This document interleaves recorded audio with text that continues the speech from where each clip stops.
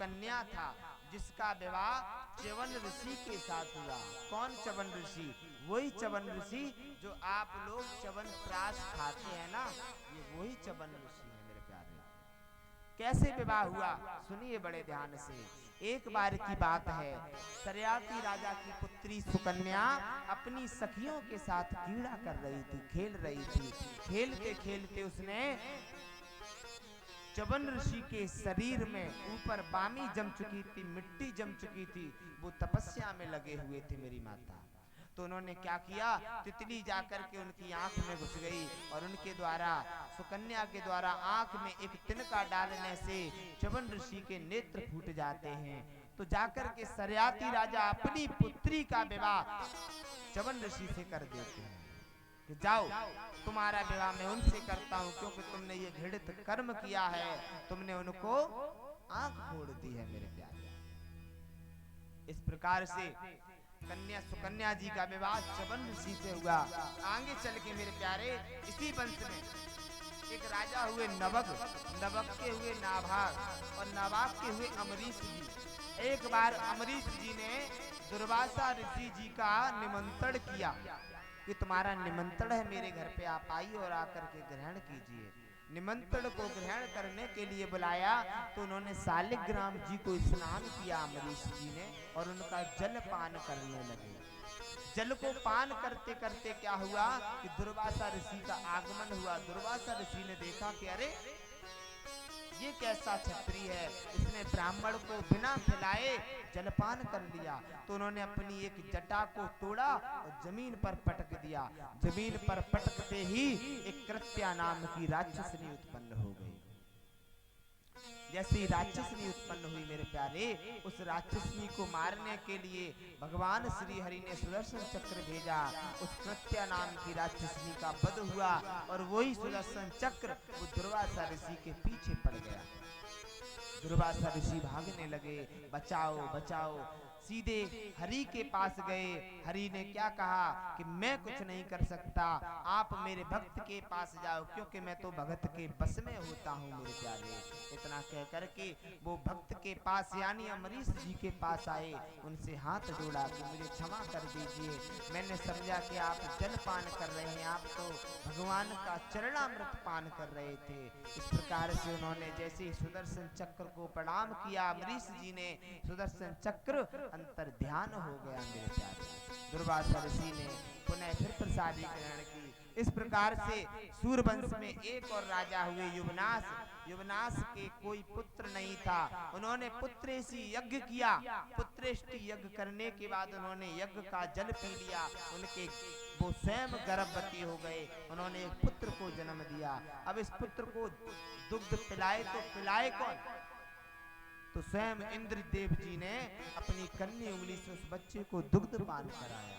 इन्हीं से आगे चल के मानधाता के हुए मुचकुंद, और मुचकुंद के हुए त्रिबंधन, और त्रिबंधन के हुए त्रिशंकु, और त्रिशंकु के हुए राजा हरिश्चंद्र। यही सत्यवादी है। कहते हैं ना, रघुकुल रीत सदा चले आई, प्राण जाए पर वचन न जाए। इसी प्रकार से राजा हरिश्चंद्र के बाद इसी वंश में एक राजा हुए, बड़े विचित्र राजा हुए बाहुक। बाहुक की बड़ी पत्नी के पुत्र को मारने के लिए लोगों ने जहर दे दिया। तो क्या हुआ, उनके पुत्र के साथ, जहर के साथ एक पुत्र उत्पन्न हुआ। उस पुत्र का नाम रख दिया सगर।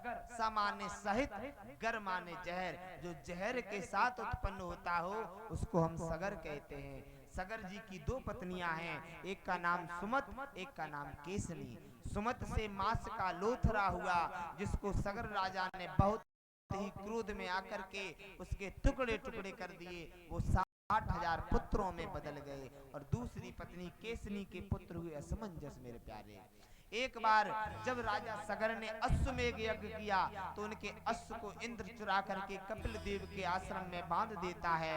और राजा सगर के 60,000 पुत्र वहां गए और जाकर के कपिल देव के ऊपर करके कहते हैं कि तुमने मेरा घोड़ा चुराया। इस प्रकार से घोड़ा चुराने की सुन करके वो श्राप दे देते हैं और सभी 60,000 पुत्र भस्म हो जाते हैं। दूसरी पत्नी का पुत्र असमंजस जाता है और जाकर के उनसे प्रणाम करता है कि हे कपिल देव भगवान, किस प्रकार से मेरे भाइयों को मोक्ष होगा बताइए।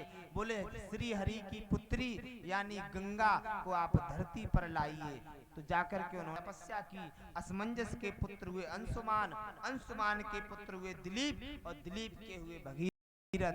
भगीरथ जी के द्वारा माँ गंगा जमीन पर आई। इसीलिए माँ गंगा के नाम एक हम भागीरथी भी कहते हैं और एक विष्णुपदी भी कहते हैं मेरे प्यारे।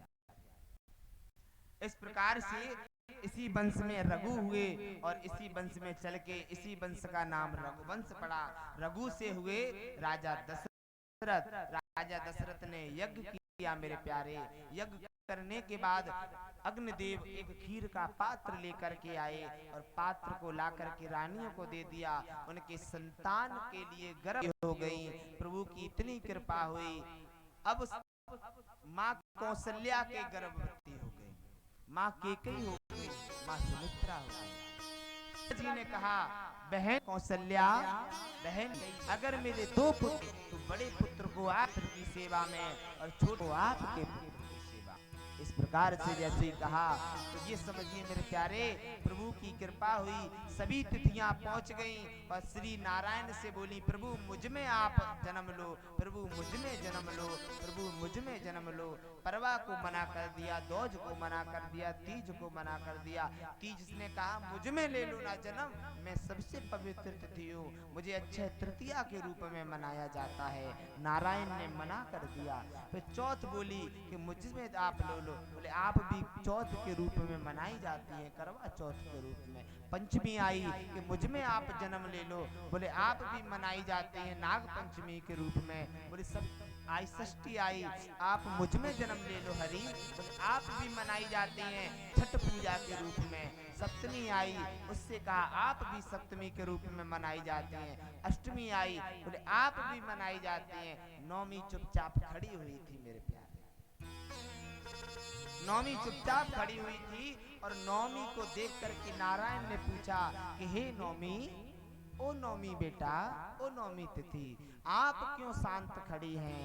बोले प्रभु लोग मुझे रिक्ता तिथि के नाम से जानते हैं, मैं तो रिक्ता हूँ, मैं तो अशुभ हूँ, मैं तो बहुत बुरी हूँ, मुझ में कौन जन्म लेगा? प्रभु बोले जाओ मैं तुम में ही जन्म लूंगा। और तैयारियां होने लगी।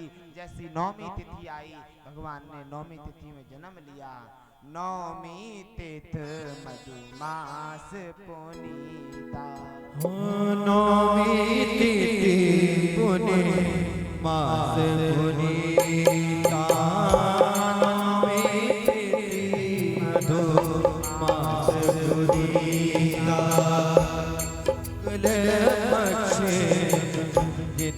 अभिजीता शुक्ल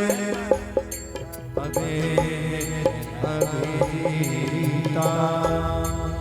इस प्रकार से भगवान ने नौमी तिथि में अवतार लिया। नौमी तिथि में अवतार होकर के भगवान ने जन्म लिया। चारे भाइयों का जन्म हुआ। आइए भगवान का बड़े भाव से, बड़े आनंद से भगवान का स्मरण करते हैं। भई प्रकट कृपाला दीन दयाला कौशल्या हितकारी, हर्षित महितारी मन मुनिहारी, अद्भुत रूप विचार। प्रकट कृपाला दीन दयाला कौशल्या हितकारी, हर्षित महितारी मुनि मनहारी, अद्भुत रूप विचारी, लोक जय